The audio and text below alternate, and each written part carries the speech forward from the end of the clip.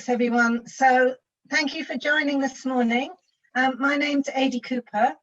I'm the Care and Health Improvement Advisor at the Local Government Association for the Care and Health Improvement Programme, which is supported by the Association of Directors of Adult Social Services and the LGA.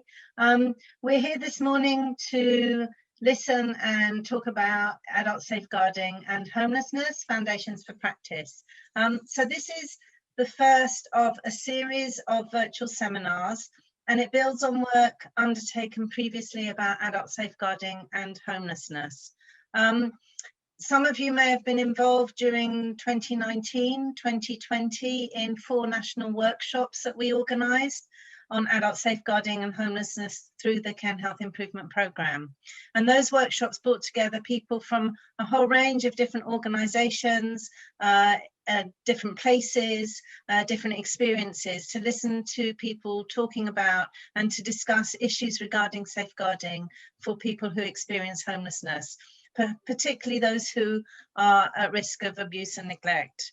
And the outcome of those 4 workshops was published in a briefing in March this year on adult safeguarding and homelessness, which Michael is going to talk about later on this morning. So originally, before the COVID pandemic, what we had planned to do was to use the briefing to disseminate it to support further discussion and debate at a regional level, but obviously COVID changed all of that. So from the beginning, in fact, from probably nearly 2 years, we've had an advisory group of colleagues who've supported this work stream in the CHIP programme. And we talked to them about what would be most useful under the current circumstances to take this work forward at this time. And in discussion with the group, we have planned a series of 8 sessions based on themes. So each session has a particular theme. And today's session is about the foundations for positive practice. So as well as Michael talking about the briefing that was produced earlier on this year, Bruno is going to talk about undertaking care assessments and planning for people experiencing homelessness. So just, Michael, going back to the previous slide to reiterate what the objectives are today, and these are core to the 8 workshops or the 8 webinars, seminars that we've organised. What we're aiming to do is to bring together people working in services for people who are homeless or rough sleeping, to bring together people who work in safeguarding and adult social care, to better understand how to work, to provide support and safeguarding for those people in our communities. As with everything that we do in the CHIP programme, these are about sector-led improvement, and this is about learning from each other, from good practice in other areas, and from experiences that people have in these areas of work. And we want to develop our understanding of this in order to produce a second briefing to support you working in those areas and to be informed by what's happened this year with the impact of the pandemic, because we know that it's drastically changed the ways in which people have worked. So hopefully that's what you're expecting from today, and it's no surprises. And welcome to, because I understand, I can see people are still joining. So welcome and good morning, and I hope that you really find this session useful. What we're going to ask you to do is to put your questions through the Q&A function, and Anusri, a colleague, will be pulling those together, and I will then be managing the questions with the speakers today. Thanks. So put your questions in the Q&A function. The slide. Give me 2 minutes. Okay.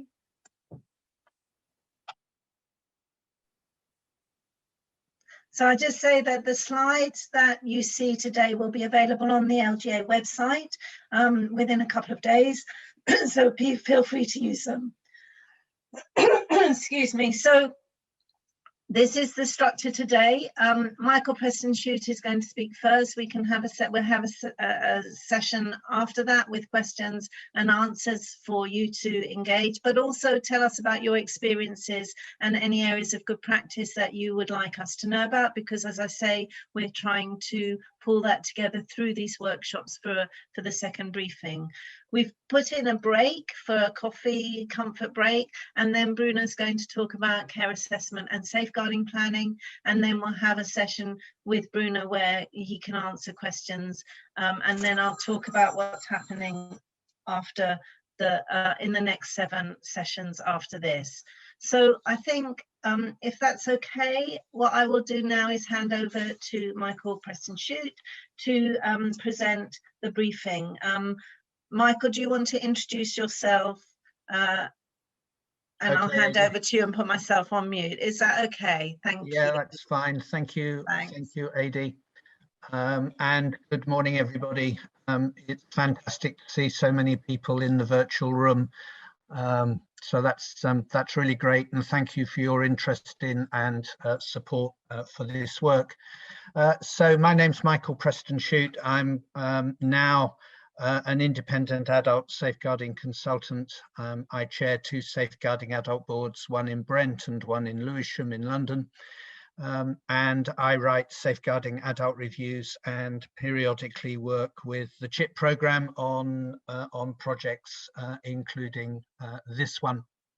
And what I'm going to do is to set the scene essentially for the 8 workshops by summarising what is in the briefing, which is on the LGA website, and beginning to add to it, because as Adi has highlighted, one purpose for these 8 seminars is to collate the best evidence that we have of good practice when working with people experiencing homelessness, and to produce an updated briefing in March, April 2021. So to begin, in line with making safeguarding personal, I'm going to start with 2 messages from people who were the individuals on whom a safeguarding adult review focused. A message from Helen and a message from Terence. Helen's case, in fact, does not involve homelessness in the sense that we will be talking about it in the 8 seminars, although there were occasions when, because of her disability, she either could not access the accommodation which she had, or when inside her accommodation she could not leave it because of the disabilities that she had. And her quotation reminds all of us of the importance of seeing the world from the perspective of the individual that we are working with. Helen was a physically disabled woman. She was a mother. She had a son with disabilities. And the case highlights the importance of the accessibility of the accommodation which we are fortunate to have. It also highlights the importance of thinking family, and the case highlights the importance of the links between children's social care and adult social care, and the damage that can be done to people's lived experience when those linkages are not working effectively. There is a link too in this SAR to what Bruno will go on to talk about later, about the importance of thorough, robust and routinely reviewed assessments. So a message from Helen. And then a message from Terence, which you can find at the beginning of a thematic review, excuse me, done by Worcestershire Safeguarding Adult Board, published recently, a review of a number of cases of people experiencing homelessness, and the review starts with a direct quote from Terence, and indeed in the body of the review, that direct quote is amplified with other things that Terry said, wrapped around what was known about his experiences. And as you can see here, excuse me, Terence is reminding us about the importance of relationships. He is reminding us about the importance of the humaneness and humanity and carefulness, careful in the hyphenated sense of that word, the carefulness that we demonstrate in relation to the people with whom we are working. The 8th of the 8 seminars will include a number of presentations from experts by experience, and indeed I intend that all of the seminars will be interwoven with the direct experiences of experts by experience, and I've no doubt that Bruno will touch on that too in his presentation. So in line with making safeguarding personal, it's important to begin there. Continuing the theme of the voices of lived experience, it's important to recognise that there are many routes into homelessness. It is something that from which all of us are perhaps just 1 or 2 steps away, and hasn't the pandemic highlighted that, but particularly for people in sectors like hospitality. So it's important to see the whole person in their situation, not simply to respond to that little bit of a person's needs or experiences that fall within the usual remit of the service that employs us. It's important to understand trauma and loss and bereavement when that is part of a person's lived experience, and the importance of recognizing that the solutions which we all use to address the challenges that we face, that rather than simply focusing on those solutions, it's actually focusing on what those solutions are an attempt to cope with, an attempt to manage. So a reference to the causes that underline how we see a person in the here and now today. And that was brought home to me when I was fortunate, honoured indeed, to write a review for Tower Hamlets Safeguarding Adult Board on the experiences of 2 women who were homeless. And in particular, how much I benefited from the wisdom, the perspective, the contribution of Ms. I's partner, who was himself someone who had lived experience of multiple exclusion homelessness.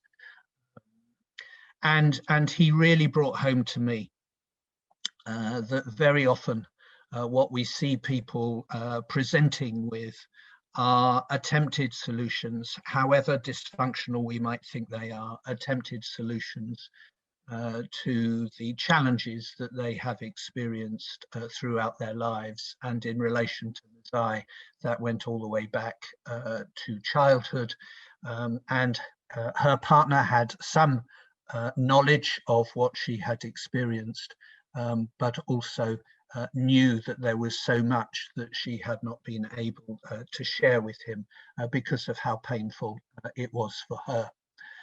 And as you can see there, in whether it was in relation to alcohol abuse, substance misuse more generally, an inability to hold down tenancies, or indeed to live within temporary accommodation and hostels.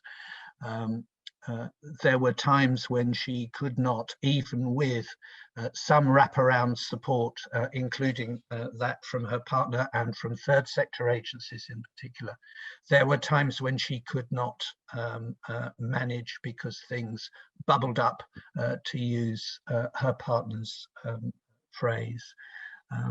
And what he felt was that that was not fully appreciated by some, at least, of the services and the practitioners surrounding Ms. I.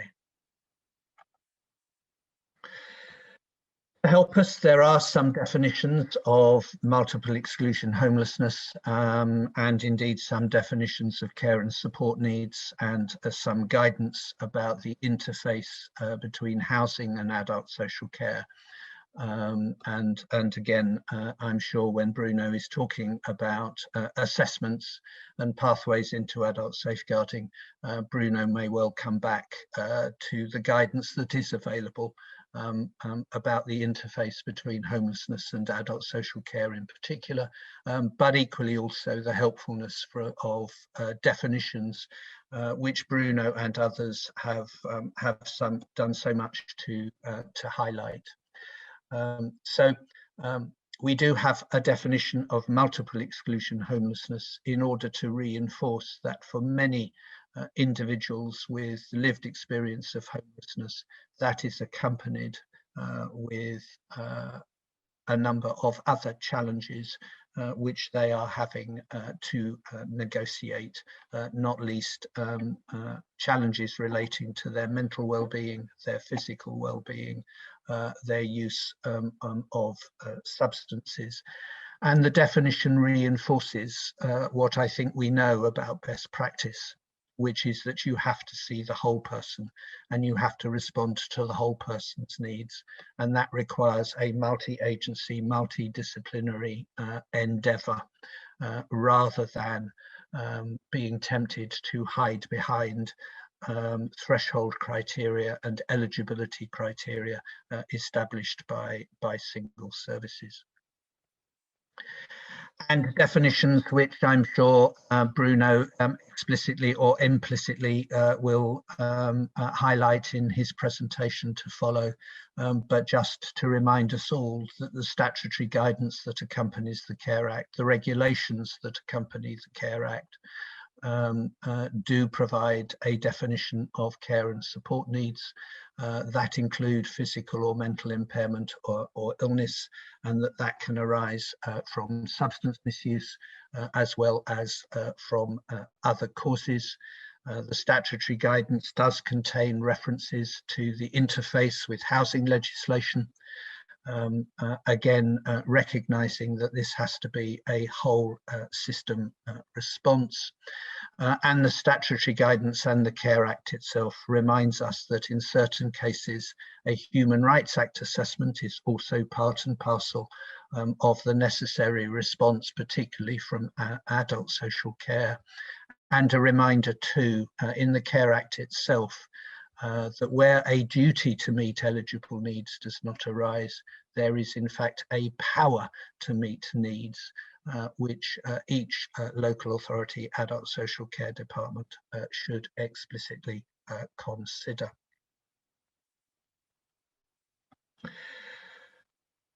Something which was not in the first briefing, which illustrates the importance of an updated briefing at the end of these 8 seminars around March, April 2021, is the landmark study, the first national analysis of SARS in England. It is on the LGA website. It's available to read on the web, but also to download as a PDF version.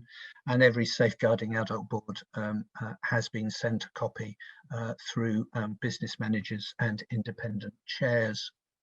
You can see that there were 231 SARS in the sample. You can see that there were 132 Safeguarding Adult Boards at the time. 129 of them, in fact, submitted information about completed and published or unpublished reviews. Interestingly, there were 25 SARS in the sample that contained references to homelessness, the majority of them published. And I think this highlights that central government was wrong to say that Safeguarding Adult Boards had not focused on homelessness as part of their statutory review responsibilities. 25 SARS in the sample containing references to homelessness. You can also see that self-neglect was the most prominent type of abuse and neglect reviewed in the sample, and obviously there are links between self-neglect and homelessness, just as there are links between homelessness and substance misuse. And you can see the number of SARS that contained references to alcohol abuse and dependence. Some of these reviews I'm listing on this slide, and indeed the next one, so that you can refer to them if you are interested to see what emerges in learning from safeguarding adult reviews. And to highlight the fact that there are many routes into homelessness. The Bexley Safeguarding Adult Board Review case of AB is in fact a case of domestic abuse, amongst other things, and how victims of domestic abuse can find themselves homeless. The Brighton and Hove case is in fact the one and only case in the sample that related to somebody who was transgender. And it highlights hate crime and discriminatory abuse as a potential route, or an actual route, in fact, into homelessness. And the Newham case of Mr. Y.I. demonstrates how challenging it can be for social workers and other practitioners to find a local authority that is prepared to accept responsibility for a homeless person when they cross geographic and political boundaries. Some other reviews, some more recently published since the first briefing was produced, that highlight no recourse to public funds as a significant challenge, that continue to highlight the importance of breaking down the revolving door between mental health and substance misuse services, and responding to the whole person rather than responding through our silos. A case in Cornwall just published, in fact, this month, that highlights the challenges for practitioners of deciding when a person's autonomy and self-determination should in fact give way to a duty of care and a duty to protect, and the importance of references to referrals to the Court of Protection in such cases. Multiple routes into homelessness, the Milton Keynes Sab, a former care leaver, highlighting the importance of transition and the importance of linkages between children's social care and adult social care. So there are a range of reviews that demonstrate multiple routes into homelessness and that continue to illustrate good practice and practice shortfalls. And in addition to the reviews, there are research studies which highlight what is needed by way of a good practice response. So the importance of wraparound health and care demonstrated by the King's Fund study, the reference for which is there, just as one example, and the reference also to the national analysis which is referenced at the top. So how do we need to respond, and how is this reflected in the 8 seminars, of which this is the first? Well, the answer is that we need to focus on 5 systems. We need to focus on direct work with the person, which is why I began with the 2 quotes from Helen and from Terence, in order to illustrate the importance of making safeguarding personal and making sure that the person with lived experience is at the centre of the work that we do. The importance of the organisational context, I've mentioned several times now, the importance of breaking down eligibility criteria and thresholds in order to ensure that there is a whole system response to the needs of particular individuals. And part of that whole system response is the team around the person, the interprofessional and interagency work that takes place directly with people like Helen and Terence. And all of that overseen by a safeguarding adult board working in conjunction with homelessness reduction boards, health and wellbeing boards, community safety partnerships, and other boards and partnership bodies established in the local authority and with partner agencies. The importance of safeguarding adult boards leading on a whole governance conversation. And all of that located in a legal policy and financial context. And again, the pandemic has illustrated how influential that outermost domain can be. For example, through the Everybody In initiative as part of Lockdown 1 and the wraparound support that was provided when people were accommodated in hotels and elsewhere, rather than leaving them on the streets in the midst of the first wave of the pandemic, where there is a political will and a financial will to invest in particular areas, as there has been in relation to people experiencing homelessness during the pandemic. It is possible to see how we can more effectively address the challenges that are faced by people who are homeless. And the next few slides, I don't intend to talk in detail. You will have the slides on the LGA website as AD illustrated within 48 hours from this particular seminar. But they just reinforce many of the components of good practice in relation to people experiencing homelessness. In the 25 SARs in the national analysis, there were 14 references within those reviews to good practice.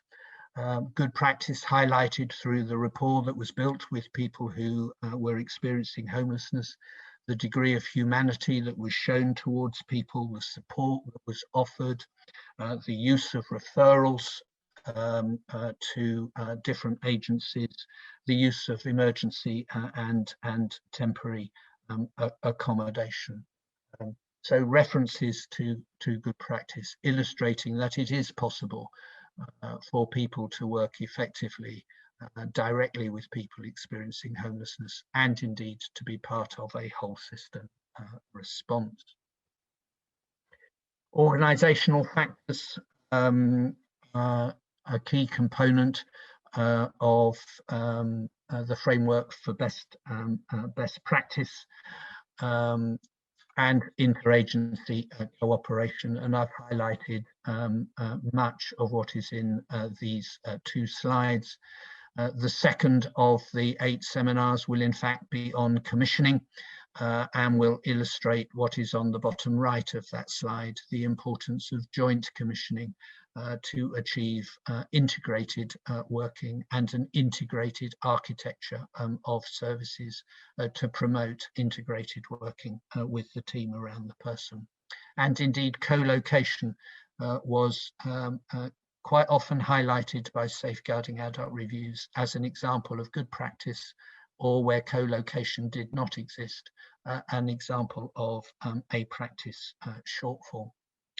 There were 42 references in the national analysis to practice shortfalls in relation to people experiencing homelessness, delayed or missing assessments of risk, mental capacity, or care and support, which again highlights the importance of Bruno's contribution to follow today. A lack of use of different legal rules to find ways forward for people experiencing homelessness. Uncertainty about referral pathways, particularly into mental health and or substance misuse services.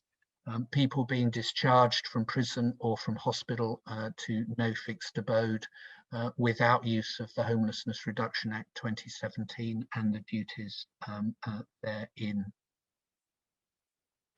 And then the fourth of the domains, the importance of SABs exercising oversight, governance oversight of adult safeguarding and homelessness. So as I've already highlighted, the importance of SABs initiating where it has not already happened, a whole system governance conversation to determine where governance responsibility for services in relation to multiple exclusion homelessness, where that governance sits, and if it doesn't sit with the Safeguarding Adult Board, how the SAB and its statutory partners can contribute to that governance oversight. And then in relation to the interface between homelessness and adult safeguarding, the SAB exercising its statutory mandate, perhaps its leading statutory mandate, to seek assurance relating to how effective or otherwise services are in their responses to people experiencing homelessness. And if cases meet the mandatory or discretionary criteria for safeguarding adult reviews, then ensuring that review process is timely, robust, thorough, and results in clear outcomes of service enhancement and service improvement. If you're familiar, as I hope you are, with statutory guidance in relation to adult safeguarding, that you will know that there are 6 key principles: empowerment, prevention, protection, partnership, proportionality, and accountability. And Adi and I have had several conversations about how these 6 principles might be applied to the interface between adult safeguarding and multiple exclusion homelessness. So this slide presents our best effort to date to summarize how these 6 principles apply in relation to adult safeguarding and multiple exclusion homelessness. And I would very much appreciate your feedback, not just on the briefing as a whole and in relation to these slides, but your feedback particularly about how we might amplify those 6 principles so they become meaningful in our everyday practice. And I've talked about the importance of the 5th domain, the legal, policy and financial context.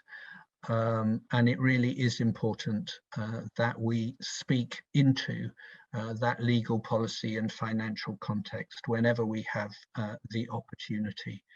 We know, for example, that there is still considerable uncertainty about when it might be lawful under the Data Protection Act to seek or indeed to share information. The Act is not and should not be a barrier to sharing information to safeguard an adult at risk.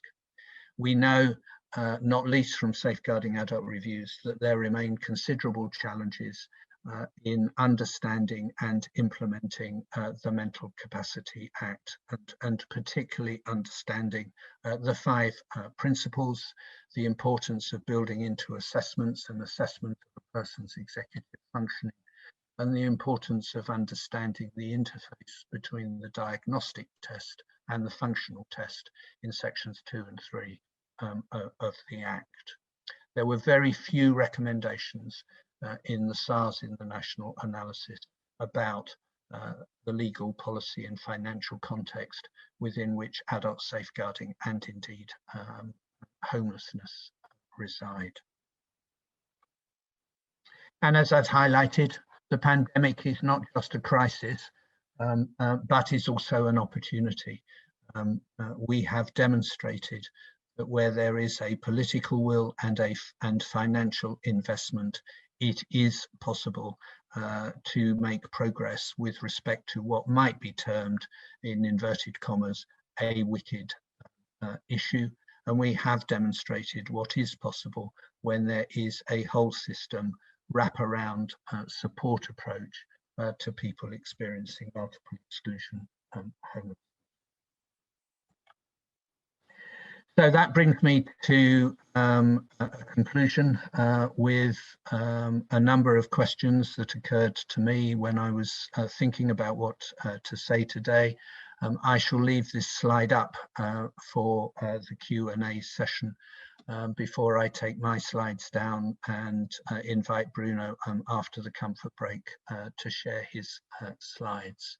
So enough from me, and I look forward to hearing what is in the Q&A.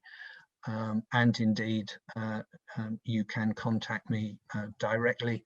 My email address will be on one of the slides that you will see when they're loaded up onto the LGA website.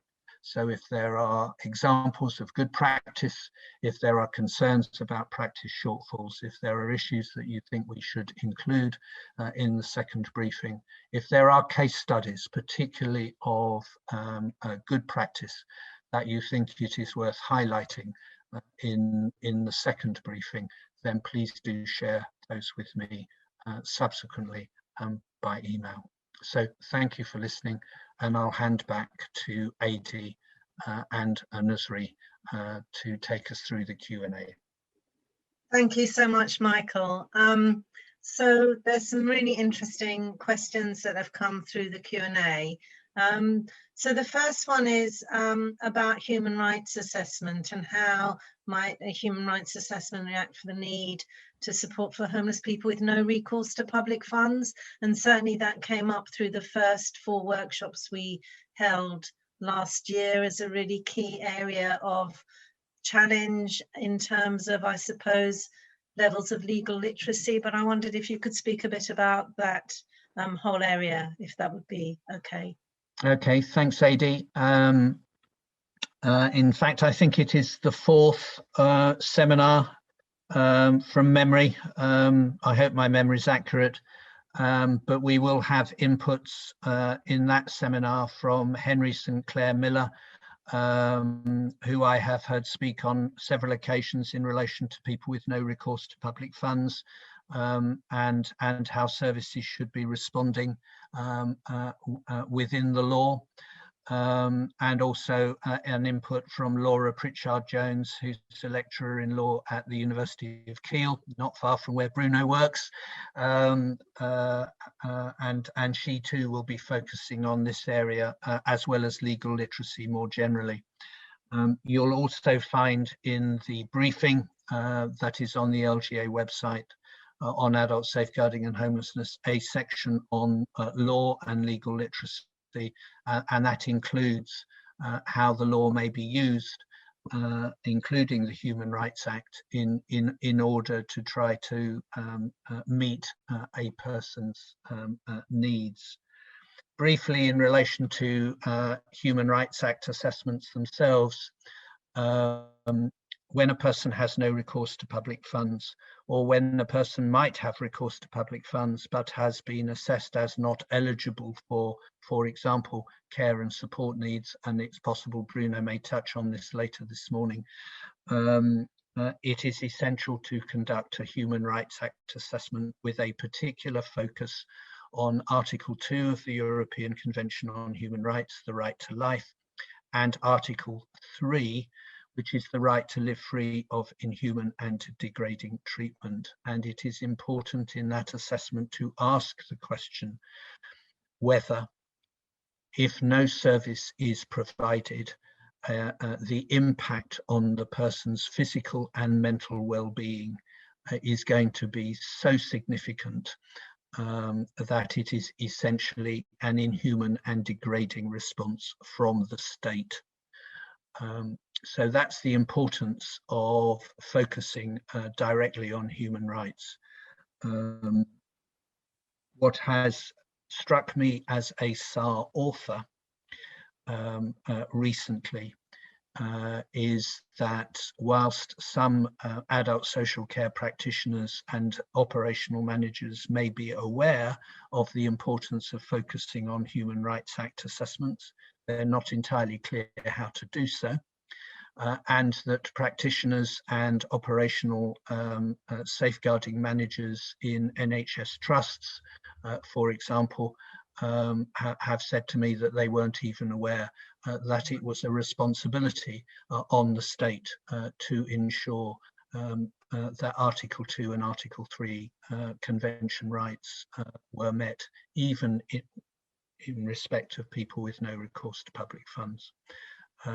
So I would recommend that you read the section in the briefing on legal literacy, and perhaps also sign up for the seminar when Laura and Henry will be speaking explicitly about no recourse to public funds in the context of legal literacy more generally. Thank you. And we recognise this as a significant area in terms of the programme. The next question, I think, is quite familiar, which is in relation to making safeguarding personal and that dynamic. So the questioner said that they agree that it's about respecting the wishes and feelings and views, but also following freedoms, and how isn't it contradictory? And I think that tension around making safeguarding personal and how we apply it in areas where someone's expressed wishes may be not considered in their best interest is a really tricky area for all practitioners. And I imagine Bruno will talk a bit about this, but do you want to make any comment on that? Because it features quite heavily, particularly in safeguarding adult reviews, around how that tension is or that dilemma, and it is an ethical, moral dilemma, is managed. Yes, and actually the partner of Mazai, whom I referenced earlier in my presentation, was very clear that services faced a moral question in relation to Mazai, his partner, and that was she making a lifestyle choice that was capacitous? Was she exercising her autonomy and self-determination, or in fact was she behaving in a way over which she had no choice at all because of her adverse life experiences going all the way back to childhood, and that in that sense she was not making a choice. She was in a sense compelled to behave at particular times in particular ways, and should the state not have intervened more directly in Mazai's life. He recognized that that was a moral question. He recognized it was a challenging dilemma that practitioners faced, and indeed he recognized that he also faced when he was trying to work out how best to support a person he loved. The case of Jack, which I put up as one of the SARs, I think illustrated this very well, and it's just been published on the Cornwall SAB website. It is a person who was itinerant all his life, sometimes living in tents, sometimes living on the streets, sometimes living in various forms of temporary accommodation in many, if not all, of the 4 nations of our disunited kingdom. And at the age of 80, he was still living in that particular way, but his physical disabilities, including sight loss, were making it increasingly difficult for him to keep himself safe in the way that he had been doing throughout his adult and indeed adolescent life. And practitioners wrestled with, should the state now intervene? And in the end, a senior manager in adult social care determined that in fact the state should intervene, and the route through to intervene was in fact a referral to the Court of Protection to see whether the Court of Protection judge, on the basis of the evidence, agreed that Jack did not have capacity any longer to determine how he should live and what care and treatment he should receive for his various disabilities, and the choices that he was making in relation to evident risks, including safeguarding risks. And in fact, the Court of Protection, on the balance of the evidence in that case, deprived Jack of his liberty and placed him in a nursing home. And as practitioners recognised in learning event conversations I had with them, this was a case that brought home Lord Justice Mumby's quote that many of you may be familiar with: what good is it making somebody safe if we merely make them miserable? And practitioners and managers across the different health and social care services were wrestling with that dilemma. Had we made him safe but made him miserable? Or actually, had we exercised an appropriate duty of care and a duty to protect, because he was either no longer capacitous or he was, in a sense, we had crossed a line, and because of the right to life and the right to live free of inhuman and degrading treatment, the state had a positive obligation to do what it could to enhance Jack's mental and physical well-being. Yes, these are challenging issues. I think what the SARS highlight is the importance of multi-agency and multidisciplinary conversations, and ultimately, in very complex cases, referral either to the High Court for the use of its inherent jurisdiction, as in the Southend-on-Sea versus Myers case, or referral to the Court of Protection, as indeed happened in Jack's case. Thank you, Michael. I think it's a really good question, because it gets to the heart of the real dilemmas of practice in this area. The next question is interesting, because I don't have an answer for this, but you might. A colleague has said that we have a SAR where someone was placed in custody as there was no accommodation available for them. And is that something that you've come across? Yes. In terms of somebody being held in police cells because there isn't an available Section 136 suite with a vacant bed. I've certainly come across that kind of case, if that's what is in the back of the mind of the person who asked the question. So a shortage of Section 136 suites and Section 136 beds has come up. I'm also aware that even when people are placed in an appropriate location to meet their mental health needs, there isn't always available immediately the necessary psychiatric and medical team to conduct assessments. So people are being held but not being treated in a timely way. That's also come up in a number of SARs with which I'm familiar. I'm not sure if that gets to the heart of the question, but that's what immediately occurred to me, Adi. Thank you, Michael. So the next question is interesting because it's based on the recent Oxfordshire thematic review, which you and I did. So it showed that a lot of services were doing their own work, but appeared to miss overall overall oversight of the work to support homeless persons. And so do you think an allocated support worker who reaches across agencies would be a route to follow as a mechanism for addressing that particular issue around lack of overall oversight in terms of support to people? Yes, is the short answer.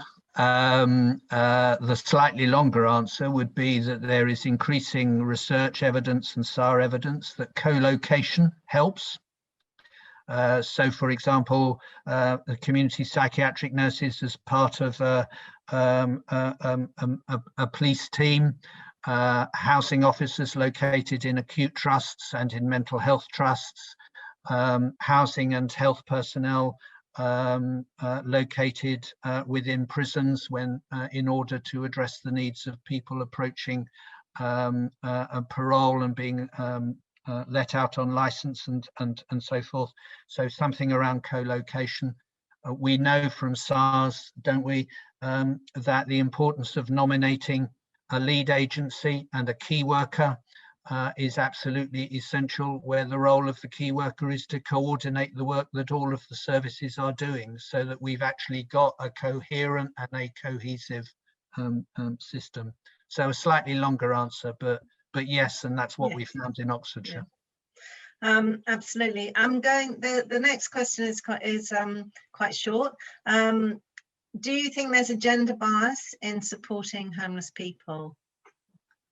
And I suppose the evidence from the Safeguarding Adult Reviews and the knowledge base is that often the needs of female women who are homeless may be overlooked in the ways in which services, that would be my perspective from sort of a removed, slightly more removed, but how would you address that? I think there is some evidence that there is a gender bias, that there is some evidence that women who are homeless, particularly women who are homeless, who also misuse substances, just like Ms. H and Ms. I, I think there is some evidence that that is seen in a way as being much more abnormal, if I can use that word in inverted commas, than would be the case in relation to men. I think that there is a challenge that we all face in relation to unconscious bias generally. So alongside gender, and I'm grateful for the person who's highlighted this, alongside gender, I also think we have to include ethnicity, and the fact that very often we are not giving sufficient focus to the impact of a person's race, culture, religion, language, ethnic heritage. We are not giving sufficient consideration to that in how services respond. And just to give one example in relation to ethnicity, I'm shortly completing a review where one of the individuals involved was described to me as Turkish Cypriot. In fact, he isn't Turkish Cypriot, he is Roma Cypriot. And when I was talking with people who know about Cypriot communities, they were telling me about the additional discrimination across Cypriot communities that people who are Roma Cypriot experience. In relation to gender, in the same review, one of the cases involved a woman who was homeless periodically, who also misused particularly alcohol. There were steps taken to protect her from financial abuse and from sexual exploitation in the temporary accommodation in which she was residing. Those efforts protected her to a degree, but perhaps on reflection, when I look at the case, there wasn't the wraparound support that was really needed to safeguard her. And there were occasions when there were missed opportunities to make adult safeguarding referrals in relation to how she was found and where she was found on a number of occasions. So yes, I think there is a challenge about unconscious bias, particularly in relation to gender, but also in relation to ethnicity. Thank you. I think it's a really useful question to get us to think about what's not there as well as what's there. The next question is about presenting an assessment, and apologies to the person who raised it, but I'm going to hold it over till after Bruno's spoken, because I think it would be helpful for both of you to respond. And the final question, very briefly before we stop for a break, is about how do we overcome fears that some individuals have around social services due to their negative childhood experiences. And I think that can apply as well to the second half of this afternoon, this morning session, around how do we manage, particularly when we're trying to engage with people when there's a resistance, which is perceived as a resistance or non-engagement, but actually is a result of trauma or experiences with not just social services, it could be the police, whatever institutional experiences people have had that have given them a very negative response. So just a very brief comment on that, and then I think I'll save the rest of the questions to the second Q&A time and ask both you and Bruno for them responses. Yeah, I mean, I think this applies as much to cases of self-neglect and no doubt other forms of abuse and neglect as it does to people experiencing homelessness. I think we have to reach out. So outreach is an important component. I also think that we actually have to acknowledge that we are part of a system that from time to time will have failed individuals, will have misunderstood individuals. And I think we have to be very clear about that. And I think we also have to demonstrate through our behaviors, through our attitudes, through our approaches, that we wish to be part of the solution. We do not wish to be part of the problem. But I think we do have to recognise that people's fears about losing control, about being stigmatised, about being abandoned, are very real and are perfectly understandable. So I think it starts with recognition, and I think it also starts with outreach. Thank you for that. I'm going to now just say we are having a break. If people could come back at 11:10. I know there are a couple of questions that haven't been addressed, but I'll bring them to the second Q&A session and look forward to seeing you promptly at 11:10. Thank you so much, Michael, for this first half of the session this afternoon. And we'll see you back in 15 minutes. Thanks. So welcome back, everyone. Thank you for coming back for the second half of the session this morning. Bruno, I'm going to ask you to take us through the next half of this morning's session on understanding care assessments and safeguarding planning for people experiencing homelessness. So over to you. Do you want to introduce yourself? Bruno's been a key contributor to this work over the last couple of years, and in particular around the really practical application of good practice in terms of safeguarding people who are homeless. So I'm really pleased to have you on the session today, Bruno. I'm going to hand over to you. So similarly to the first half this morning, if people can put questions in the Q&A, and then we'll try and manage that through to both yourself and Michael can contribute as well after you've done your presentation. So I'm just going to hand over to you, Bruno, and thank you for joining us this morning. Brilliant. Thank you, Adi, and thank you, Michael, as well, for setting the scene. It's always very pleasing to be able to join these things, and it's equally really pleasing to see so many of you signing up to this workshop, and undoubtedly the others that are to follow. So my name's Bruno Ornelas. I'm the head of safeguarding for a National Lottery funded project, which is part of the Fulfilling Lives programme, supporting people experiencing multiple disadvantage. And I'm also the head of safeguarding for an organisation called Bright Futures, which is based in Stoke-on-Trent. So for the next 25 minutes or so, I'm going to talk to you and share with you my suggestions for care assessment and safeguarding planning.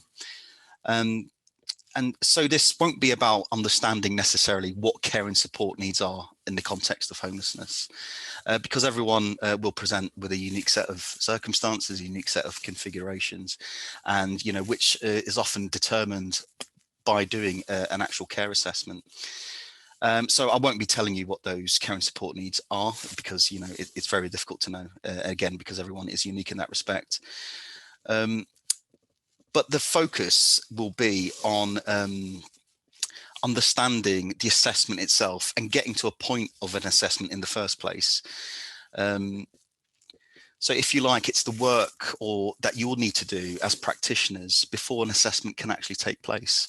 And it's that kind of homework, if you like, that you will need to go over to really make sure that you can, work towards the involvement duties of getting that person involved in the assessment in the first place. Because we know that things like from safeguarding adult reviews and what it's telling us, that there are difficulties and challenges in acknowledging care and support needs in the first place. So we're going to have a practical look at how to do this stage. But to assure you as well that what we're going to do and what I'm going to do and what I've built into this presentation are that the suggestions that I'm going to be making, all these foundations for positive practice, I'm going to put them on a legal footing. So that's going to be drawing on the primary legislation, which is the Care Act, but also the statutory guidance. And I think it's really important to do that, so that there is an understanding of how the Care Act itself facilitates engagement, even with groups of people who have perhaps never fell under the remit of adult social care historically, and to kind of relay to you that there is an absolute permission from that kind of legal perspective that even the most hard to reach groups, as it's often called, can actually in fact be reached and assessed, and then their care and support needs actually determined. So I'm hoping today will give you that a new ways of working with the Care Act and its guidance, and perhaps in ways that you haven't considered before, or at least act as a reminder as to some of the aspects of social care law within the Care Act that actually facilitates positive practice. And often you'll see from safeguarding adult reviews, sometimes this is referred to as legal literacy, and there's going to be a specific workshop on that. But what I'm really going to try and do here is connect this good practice suggestions with the relevant aspects of statutory guidance in particular. And the presentation, as you can see here from this slide, is going to be divided into two sections, one around the care assessment process, which you would find on the Section 9 of the Care Act, and then moving on to protection planning, which is sometimes well suited under a Section 42 inquiry, but again, there are alternative risk management pathways as well, and not necessarily everything has to sit under safeguarding. And of course, you'll probably be aware there's an overlap sometimes between the two routes, the Section 9 and Section 42. So let's look at what safeguarding adult reviews has told us about acknowledging care and support needs. And I've unpicked this a bit to kind of press upon, and I think this will probably appeal to some of the questions that are actually getting asked in the Q&A. But just start with a basic reminder that assessment duty is based on the appearance of care and support needs, and not necessarily is it about identifying and defining those care and support needs right from the very start. So here, the specific wording of the Care Act can really release some potential, and we know that the threshold is relatively low for triggering the assessment duty. But so why do there exist challenges in acknowledging care and support needs? And from what I found and from reading safeguarding adult reviews and the literature, what we tend to see is that there is a tendency to confine homelessness to just a housing issue. And Michael touched on this earlier, and a failure to recognize the relationship between different needs. And those needs also include things like gender and ethnicity. And one of the ways to perhaps think about this, if you're interested in knowing more, is to have a look at things like intersectionality. So that's an academic term that was coined to describe an experience of overlapping areas linked to gender and linked to things like ethnicity as well. So all of those are contributing factors. But here specifically, what we're looking at is the relationship between housing and adult social care. And these are and can be inextricably linked. So if the only way to meet somebody's social care outcomes is by providing them housing, then clearly, and of course we know that the housing duties trump Care Act duties, and that's what you'll find on the Section 23. But very often, and not in all cases, there is a relationship where both social care and housing need to go hand in hand. And we also see that referrals, so these are, it's very unlikely that somebody experiencing multiple exclusion homelessness has self-referred to adult social care. And we know that the referral will often come sometimes from community-based services that maybe work in homelessness, and they've made those referrals. But what we're seeing, and from safeguarding adult reviews and also from my own experiences, is that referrals and the assessments tend to focus on securing services. So the first initial conversations is about what's available by way of resources. And then what happens with that is that we make a series of assumptions about what we think the person might need. But we need to remember that the point of this is about focusing on understanding and defining needs. And that's what the care assessment is about. And we need to link that to the person's ability to achieve against those 10 areas that we find in the Section 9 care assessment process. We also know recently from the Ombudsman about adopting a hierarchy of needs approach. This is when we perhaps attach more weight to a particular area, and and we forget about the housing related outcomes within those 10 areas, which there are. So there are 2 housing related outcomes, and all areas need to be assessed equally in that respect. And again, this was a recent Ombudsman report that reminds us of how to do that stage. And statements, again, in practice that start with, we don't provide X, Y, or Z. So we don't have services for this and we don't have services for that, or they won't meet the criteria, or otherwise signposting people back to services that maybe haven't worked for them in the past, and without carrying out any further inquiries or checks. So again, this is not how to do an assessment. So these initial conversations, this is what I urge everyone to guard against, that we're focusing on determining and understanding needs. And then after that is when we understand which of those needs are eligible to be met and how those needs could be met. But in the very first instance, it's really, really important to understand and define those actual needs.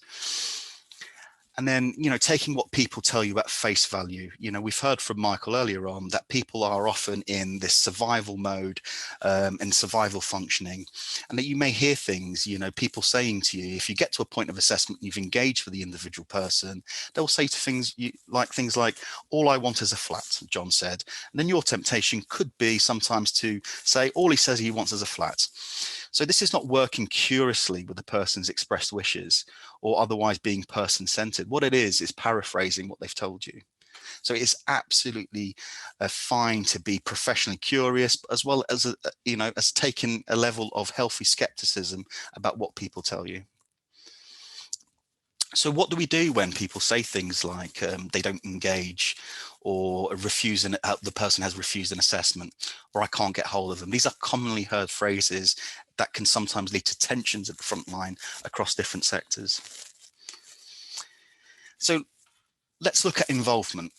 So we're this is the pre-work before the assessment actually takes place, and this is what the guidance tells us about involving the person. And you will know this, and you'll be well versed in terms of involvement. We know it's about putting people at the heart of an assessment process, but it also reminds us that about the person's rights to have somebody involved in that assessment process. And it doesn't necessarily always have to be a formal carer or an informal carer, but anyone the person has requested. So it's really important as well from agencies that are referring into adult social care to kind of build these things into the referral itself.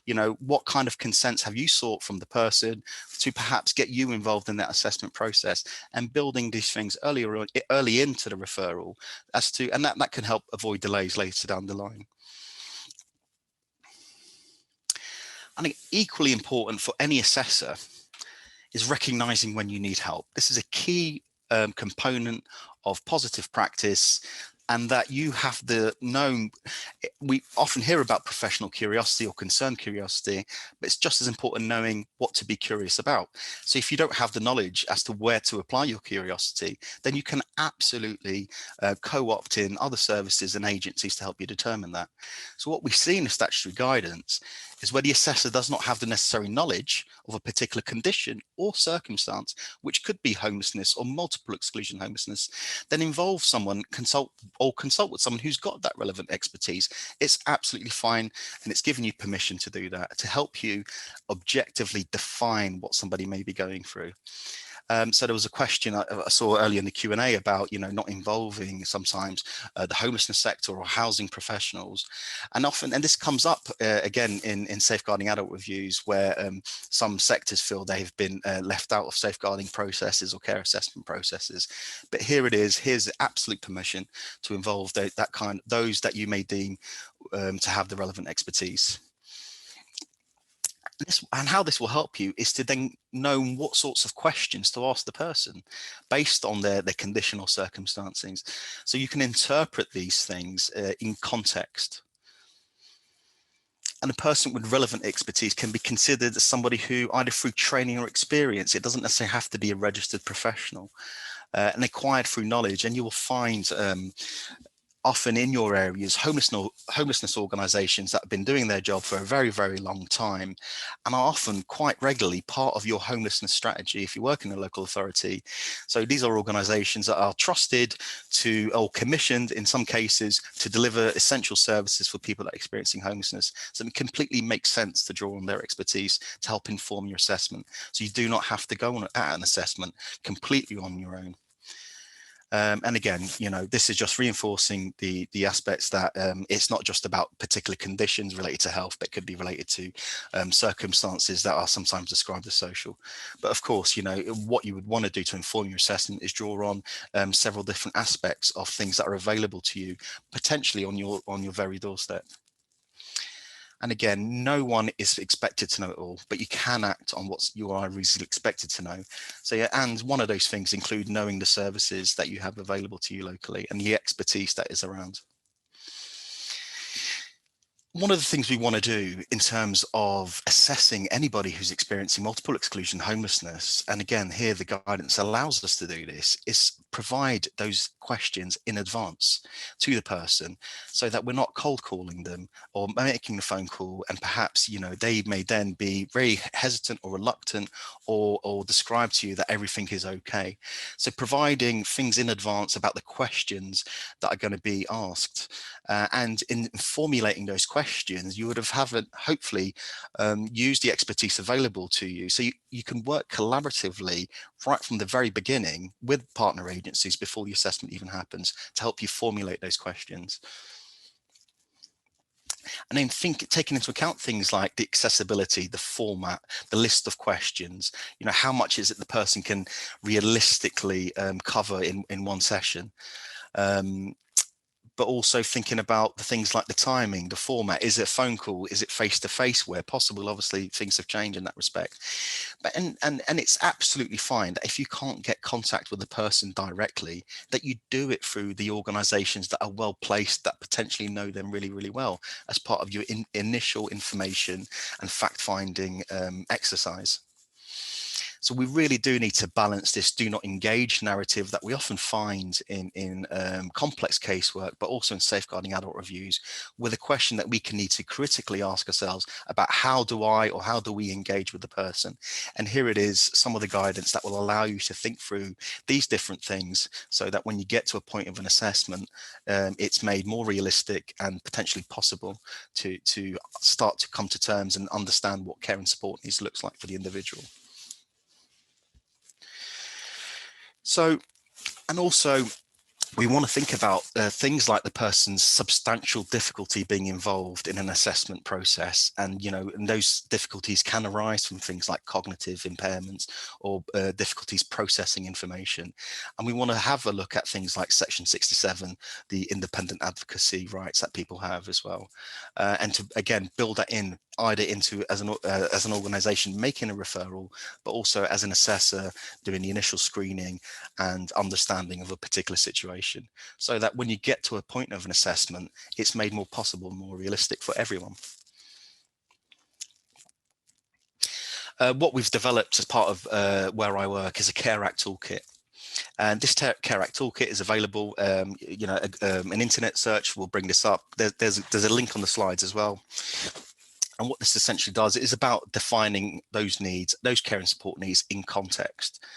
It's collaborative as well. So, and again, you might want to use this again, not as an assessor on your own, having to do an assessment, but certainly good practice will be sharing that assessment out with the agencies that are involved in the case, to then come up with that sort of engagement strategy to then involve the person. Because if you're going to go about it by calling the person directly, it's very, very likely that one, they may not have a phone. Two, they've lost their phone. They're no longer in the place where they were at when the initial referral went through. So you need to take all these things into account. These things are now well documented and well known. So we need not wait for people to get in touch with us, and we can be very, very proactive about our assessment duties. And the toolkit is also research based on Sky literature as well. So there's a link, have a look at it and use it as a document as well as an aid memoir to yourself as well about how involvement could potentially occur. And assessments, so when we look post-assessment or during the assessment itself, it need not lead to expensive packages of care and support. And and the Care Act does allow you to pause an assessment process and provide services through often early intervention or targeted intervention, sometimes called enablement or re-ablement, to help you again objectively define what it is the person can and cannot do. And these are often short-term interventions that can really, really work and prevent needs from worsening or from escalating. What you don't want to do is signpost people away without finding if there are actual vacancies or those services are out there, or understanding how that person themselves has actually interacted with those services before their referral was made to adult social care, for example. there are some tips here. I'm not going to go through them every one, but it's pretty much a summary of what I've said. So I'm going to start looking at the protection planning aspects. And we know this is called the three-part test. And we also know that some local authorities don't like calling it the three-part test.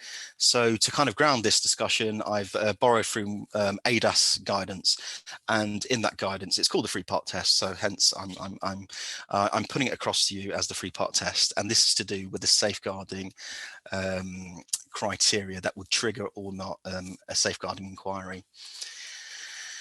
And we know some of the background. There were some statistics released just the other day showing that the mortality rates of homelessness, people that have died across England and Wales, is up by 7.2%.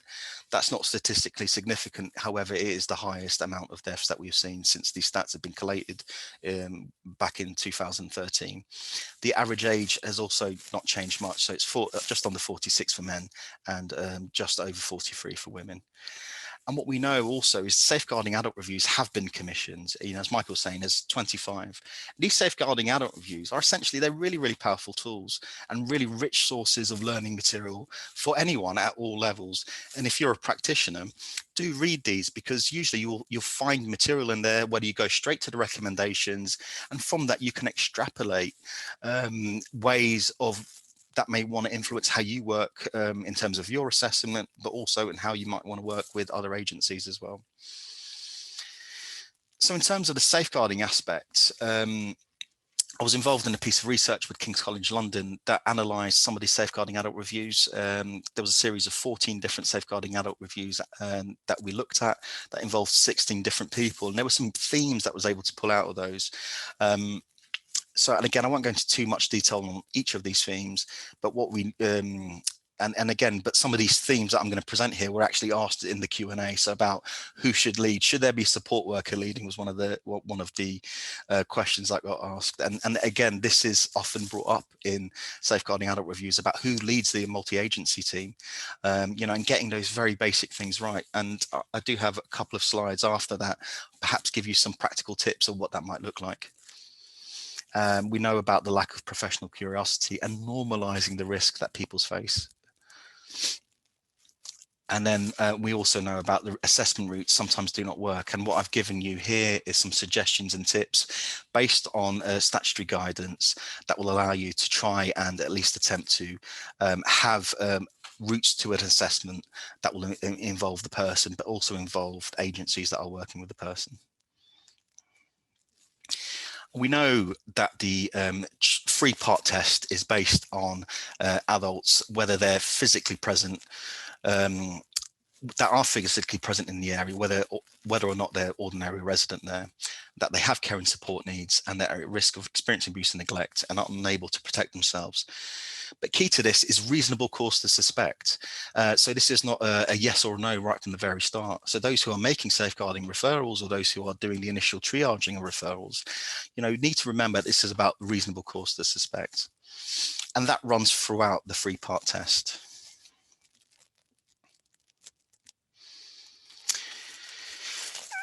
So, and even if the duty is not triggered, it does not absolve practitioners of their duties. So in the event that there is no duty to make an inquiry, ADAS guidance reminds us that practitioners must still consider and record how any identified risks will be mitigated and how that will be communicated to the adult connected, but also the partner agencies. We find this time and time and again, safeguarding adult reviews, that feedback is not given to referring agencies, and there seems to be a communication breakdown. Now, the guidance that's available absolutely gives you permission to communicate responses back to partner agencies, and as well as understanding when it is best placed to look at risks from within the section 42 inquiry process or as an alternative risk management. And again, there are other processes like a MARAC, for example, that might be best suited. So, and section 42 is not to replace any of those aspects or groups that may already exist. some of the tensions that we're seeing, or certainly that, Safeguarding Adult Review is telling us, but also from my own experience, is that we apply the 3-part test in a very narrow way, and we can often get lost in criteria. We start talking about care and support needs, ability to self-protect, and lifestyle choice narratives can very often get in the way of understanding the next steps of a particular case. And also, and this is a thing for agencies that are referring in as well to local authorities, that sometimes information is relayed as a stream of consciousness with the occasional full stop. Although very, very useful information, sometimes it can be quite easy to get lost in that detail, especially if referrals come in that kind of unstructured way. And sometimes all the information doesn't include the relevant facts. And what we often see, and again, this is a pattern that's coming out in thematic reviews that are being done around homelessness, is we often forget to omit seeing the patterns for both the individual person in terms of their interactions with agencies, but also how agencies are working together. So if you're a social services body or a safeguarding team looking at a referral, it's well worth understanding how many notifications or concerns or PPNs or whatever the term that might be used, or referrals have been submitted. It wouldn't be uncommon for different agencies to be raising concerns in different ways about the same person, sometimes on the same day, as I've read in a Safeguarding Adult Review recently. So that's a point of curiosity for you, that if you're responsible for looking at safeguarding referral, then you want to understand right from the very start how agencies are working together. And this needs to be explored. So we need not wait to understand how agencies are working together at a Section 44 level, which is looking at interagency collaboration, but using that kind of that initial stage to prevent cases from becoming Section 44s by understanding how agencies are working together. It is a clear indication to you that multiple referrals, there's something going on that is not always necessarily down to the individual person, but also about how agencies are working together, which sometimes means they may not be speaking or communicating their risks or shared risks, because it's usually they will have concerns about the same things. And getting the basics right when you do move into a multi-agency response, I would say from my own practical experience, that it's very rare that a case involving multiple exclusion homelessness doesn't need some sort of multi-agency meeting of some kind, whether that's Section 42 or another different kind of risk management process. And these meetings, setting clear agendas, securing the right people around the table, understanding where viewpoints aligned and where there are points of uncertainty, and things like smart actions and monitor and review progress. And then asking questions as well. So using the information you have to set a series of questions for the multidisciplinary team to explore. That's absolutely fine. So it's not always about securing services, but certainly about understanding needs and risks in context. Things like understanding the likelihood and severity and impact of a particular risk, because that understanding of risk and impact of risk may be different across agencies. Some overestimating risk, others underestimating it. So it's really good to bring these things into the table to have some sort of consensus. And again, using this process to work through the immediate risks, of course, but as well, you want to have something in parallel that looks at the medium to longer term. And again, there are, and I guess that there are powers within the Section 42 process in that, it absolutely enables local authorities to draw upon the cooperation duties to elicit from other agencies reasons for refusing to do whatever is asked of them. And sometimes that refusal may not be a direct refusal, but maybe by not getting back to you. So there's absolute ways of bringing partner agencies together. Okay, so, and again, because there seems to be a trend in my professional career with developing toolkits, here is another one for you. This is a recent one that was released as a prototype, so it's not quite finished, but there's enough there to get you started. And it's a toolkit for practitioners to look at multiple exclusion homelessness in particular. This is and it was a toolkit that was done in collaboration with academic researchers, lawyers and independent safeguarding consultants, and as well as practitioners, and it has been subject to a peer review at this initial stage, and we're hoping that come the summer we will release a final version. So if you do get to use this toolkit, then please do get back to me with any feedback you might have. My contact details are going to be towards the end of the slides. And again, this is a way of fact finding, and making sense of information against care and support needs, about risk, how to estimate and do those particular aspects of the work. And then to give you an objective decision making tool that will allow you to essentially understand where your duties where they sit, where they lie. And ultimately, this is about defensible decision making. I think we're very much nearing the end, so I'm going to skip these bits, but this is about the structure of the toolkit itself, just to give you the next couple of minutes how it looks like. So there's essentially 3 questions running through the toolkit. The first one is, have you somewhere safe to stay tonight? And can you get the help you need there to meet your basic needs? The second one, which is a really, really key question, is, do you understand why I'm concerned about the level of risk to your well-being? This is starting to give you, as a practitioner, an insight as to how the person may conceptualize or actually understand their situation in context, and what sort of weight they give in terms of the information they have available to them. Bearing in mind also the things that Michael has explored around multiple complex trauma and people's understanding of risk, including an institutionalized understanding of risk, especially if their life course has meant that they've been involved with statutory services and non-statutory services for a very long time. And again, what help you need now to protect you, and how should partner agencies work together? This is a question for you as well, in terms of when you're either submitting a referral or having received that referral, is asking yourself that question: how can we best work together? And the toolkit is then divided into 4 sections. You need not complete every single section. It's entirely up to you. Again, you can just use it as a reference. This is not here to replace your own local policies and procedures, but it is just an assistance for you to be able to work out and map out what's going on. And what you'll find on the margins of each page are links to relevant case law, legal precedent, but also safeguarding adult reviews and other toolkits and resources that are available. And these are available as hyperlinks. So if you were to use the form electronically, you can click on that and it'll take you to further information that gives you some of the rationale behind different decisions and different processes. Bruno, I think we need to leave a bit of time for questions. Was there anything else you wanted to? So you're running through the toolkit sections. Yep. Is there anything else you wanted to say before we move us on? No, AD, I think that comes to the end of it. But just to say that, obviously, the slides will be available through the website. But I really do urge people to have a look at the toolkit and use it as part of their ongoing development.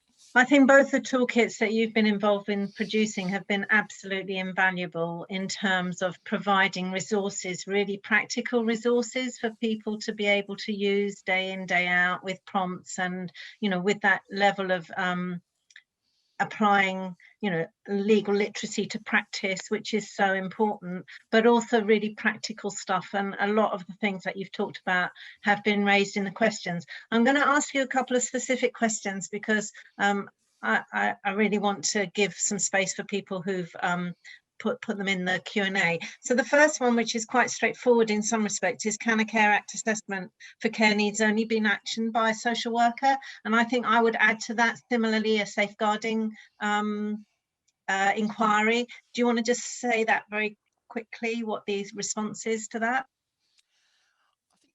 The decision-making process sits with the local authority, but the process itself and how you get to the decision, I think there's flexibility with that. And I think when we approach these things is not confusing the two, Absolutely, and I think your points about multi-agency involvement in that and parity of esteem for colleagues, which brings me to the second question that was raised earlier, which is that someone may present differently in an assessment process, say with a social worker, than they might have done to other agencies involved in supporting them. And particularly for charitable sector, how do you get across that history? of the person's experiences rather than how they might appear or present on the day of assessment. And you've touched on that already, and I think it crosses over both the care and support needs aspect as well as the safeguarding risks area. So do you want to say just a bit more, and Michael, add into that if you would contribute too? Yeah, I would say that the first thing that comes to mind, Adi, is that the assessment is not a snapshot. So, and it needs to take into account things like fluctuating needs. So there will be good days and not so much good days. And the importance is, you know, not taking always necessarily, of course, we, you know, and making safeguarding personal tells us to take into account the person's wishes and what they tell us. But, you know, having that healthy skepticism and curiosity as well, so that we can objectively look at the person's situation. So taking into account their view, but also what practitioners that may not be social services led say as well, and triaging that, and the Care Act toolkit is essentially designed with that in mind as well. Michael, did you want to add anything? Well, just to just to reinforce what Bruno said, I think, and at the risk of using some jargon, triangulate the information. So triangulate what the individual says with what you know from elsewhere, or what you might find out if you ask questions from other people who know the individual. And I think that highlights something I saw in the Q&A in the break, the importance of parity of voices here. You know, there are too many examples in SARS of where practitioners, for example, in third sector organisations, had really important and useful information, which either was not requested or not listened to when it was known. So it's about triangulating information. Absolutely. The second area I just wanted to reference is some other work that we've been doing through the CHIP programme, and Jane Lawson has highlighted it in the Q&A, which is I suppose, hopefully is signposted through the toolkit around the safeguarding concerns framework, as well as the Section 42 decision making. And not that everyone needs to be an expert, but it helps provide insight into what can and can't, as you've explained, Bruno, be raised through those safeguarding processes. And I suppose really it's more a comment from me than a question, but you can come in if you like. That whole area of trying to prevent risk escalating, and the prevention aspect of safeguarding being sometimes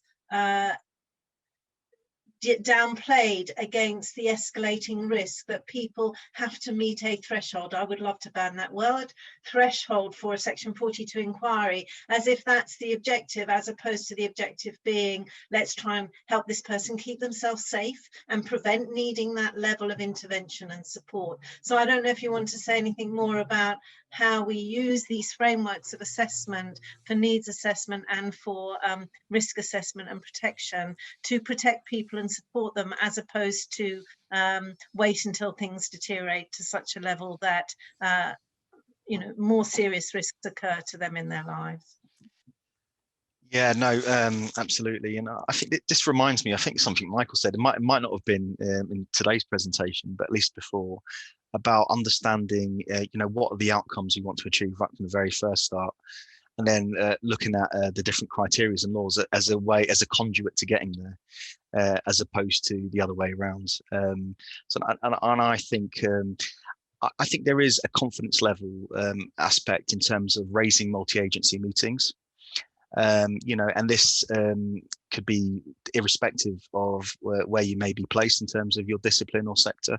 So, you know, what are the barriers that are stopping people from emailing or getting in touch with colleagues to say, let's have a multidisciplinary meeting to assess risk, you know, and then through that process, then you know, and going through that process with setting actions and, you know, agreeing goals and targets. However, I think there's this myth potentially that the only way to raise a multi-agency response is through an existing framework like a safeguarding. So I'd be keen to understand that a bit more, I suppose. And certainly anecdotally, that's what I'm hearing. But as we know, anecdote can soon become evidence through a safeguarding adult review. Unfortunately. If I can just add, if I may, just to reinforce one or two things that Bruno has said. I think we all have a responsibility to make structured referrals. There was some useful guidance in at least one of the reviews published by Wiltshire Safeguarding Adult Board, that any referral should start with, "This is what I am asking for." And then having been really clear in one or two sentences, "This is what the ask is," then actually itemizing why. And in relation to accessing section 42, the referral of concerns being really clear about the three-part test and the information that you hold that meets one or more of the components of the three-part test.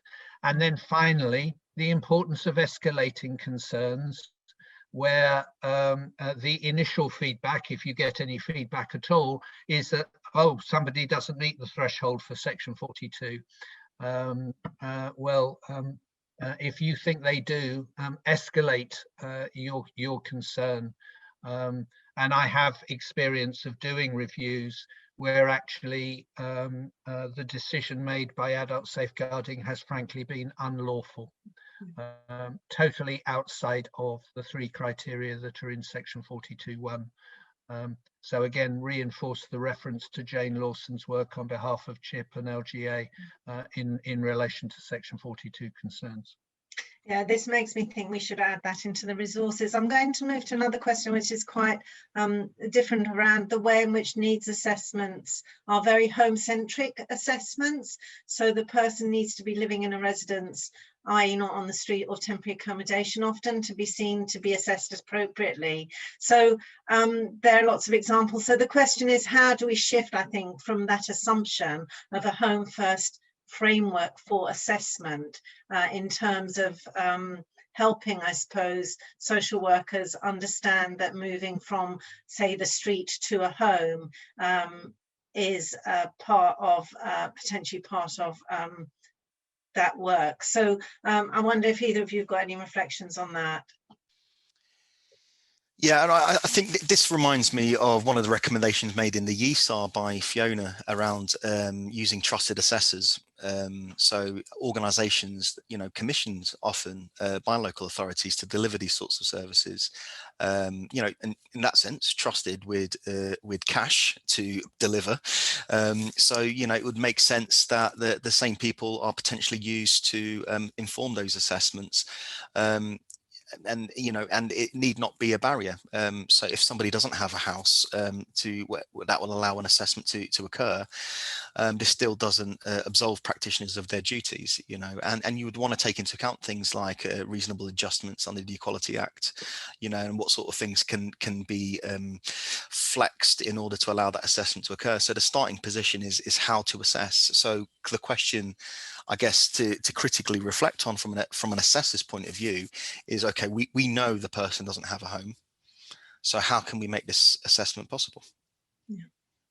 And I would refer people to a reference that's in the briefing, published briefing, what we learned from Leicester City, where there is an outreach social worker, and the outreach social worker assesses people where they are, and if they happen to be in a shop doorway, that's where the assessment takes place. And if necessary, rather than simply signposting people away, to pick up a phrase that Bruno used earlier, the outreach social worker helps a person to go to where the person might actually be able to access both a roof over their heads and other provision. I think the other thing I'd want to emphasize again, and it's about the point of escalation. I think that we should all model an aspect of John McEnroe's behavior when he was a first-rate tennis player. Perhaps he still is a first-rate tennis player. And he sometimes challenged decision-making with a well-known phrase, "You cannot be serious." And I think all of us should at times be saying to decision makers, you cannot be serious. And the reason why you should reflect on the decision you have made is because, and that's where Bruno's reference to the statutory guidance is again so helpful, because that's part of the authority that you have to challenge decision making. Absolutely. Thank you for that. And I'm whizzing through this because we're running out of time. There is a question around whether it would be helpful to have a risk scale template for risk levels, a bit like the hoarding scale. And what do you think of that? My personal view is risk is so complex and multiple. I worry hugely about things being reduced into tick boxes, but that's my personal response to this in terms of a personalized approach to individuals' own lives and their situations. But I think that those types of scales and tools can be really helpful for people to frame and understand what's going on. And certainly the hoarding scale, in terms of moving us away from judgments that may be very personal to an objective hoarding scale of pictures that show levels of hoarding, has been really, really helpful in that area of safeguarding practice, to move away from a sort of subjective judgment around other people's risks. So I think it's a really interesting question to pose. It certainly is, and I think, yeah, I think risk scales can certainly be useful, but if they're done in isolation, as in just for a particular service, then there is an added risk that the way that risk gets measured or looked at, especially the severity and impact of the risk, is seen differently across disciplines. So you would have, practically speaking, it's about, understanding of what is safe and what isn't. So for one area who may be, one particular organisation that may be less experienced in multiple exclusion homelessness, they may underestimate risk and the severity of risk.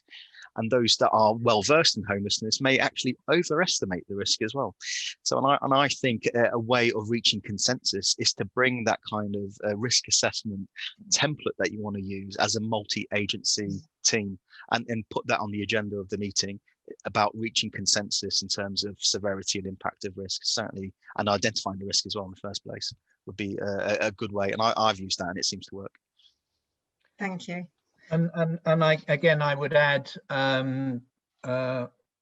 Walter Lloyd-Smith, who's the business manager of the Norfolk SAB, did some work where he lifted the triangle of assessment of children in need and their families, that framework of assessment, and applied it to self-neglect. That would be one template that could be used. There are other risk assessment templates that ask us to focus on the likelihood of particular risks arising and the significance of them if they did arise. I think what we have to remember is the risk templates are just that. They are templates. So we have to adapt them according to the uniqueness of each situation that we encounter, rather than follow them slavishly. Thank you. I'm going to ask Bruno, can you take down your slides? And Michael, could you just put up the last ones for the final couple of minutes? So we were just, apologies to anyone who has raised a question that I haven't been able to answer. I'm afraid we haven't been able to cover everything this morning, but we will take a record of the chat and the Q&A and make sure that those issues are picked up in further sessions and briefings. I just wanted to briefly go through, Michael, if you just go to the slides, some of the things that we're planning. So as we said at the beginning, this is the first of a series of workshops, and you've got on this slide and the next slide the dates and the focus for the next workshops. Please, to register, ignore the CHIP reference on here, go to the LGA website much quicker, hopefully as you did today. Just log through the LGA website to book yourself onto any of the other sessions that we're holding through to March next year. Moving on to the next slide, just to remind people, as Michael referred to, the analysis of safeguarding adult reviews, there will be a recording made available and the reports are now available. There are 2 sessions around making personal making safeguarding personal resources being organised for next year as well. So there's a number of elements in the work programme. There's further slide, I think, Michael. 2, we're continuing to capture information on safeguarding adult data through COVID. We produced a first report that looked at information up till March. We're hoping to do a second report that captures information up to the end of this month. And as I referred to earlier, building on the work that Jane Lawson did around Section 42 inquiries, there's a whole series of workshops looking at safeguarding concerns, and that the issues that Bruno very articulately refers to around how to raise concerns and how they're responded to. Hopefully these workshops provide some mechanisms for people to be able to get, I suppose, more confident in how to manage the processes that we're all involved in terms of trying to protect people. So just finally to say thank you to everybody for joining us this morning. Huge thanks to Michael and Bruno for the presentations. Thanks to Nikki and Tara and Anusri, who behind the scenes, and Mike have been making this possible. This has been the first time that we've done an event like this, and there's been over 200 people participating. It's fantastic turnout, hopefully really helpful to colleagues in terms of contributions and hearing from our 2 colleagues. It's now 12 o'clock, so I think we're going to be cut off as time is out. Thank you everyone for joining us this morning. Thank you. No, we can't. We can applaud ourselves, but it's a bit silent. So thanks everyone.